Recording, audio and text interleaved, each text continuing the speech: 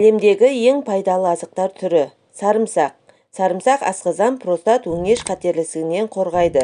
Жүрек ауруы қаупін 20%-ға төмендетеді. Балық. Құрамында омега-3 болғандықтан миге және жүрекке өте пайдалы. Сіңір тізімін реттеп, қан құрамындағы қантты қалпына келтіреді. Сүт. Минерал және витаминдерге өте бай. Қатерлісікке қарсы күресетін қышқылға ие. Жаңғақтар. Аптасына 5 рет жеу керек. Ұстамалы жүрек ауруы және жүрек ауруларын қаупін 30-50%-ға азайтады. Ет. Құрамында омега-3, ақуыз, витамин 12 бар және қан көбейту қасиетке ие.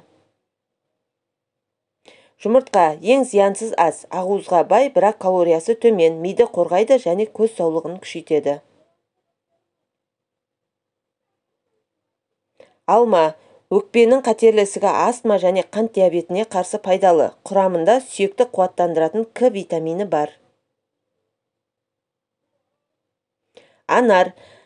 Қан қысымын реттейді, тамырларды қорғайды және ісіктерді үлкеюіне тосқауыл болады.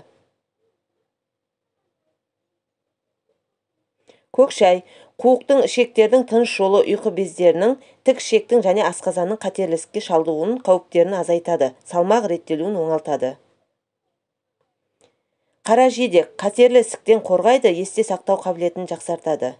Егер менің каналым ұнаса, тіркеліп лайк басуды ұмытпаңыздар.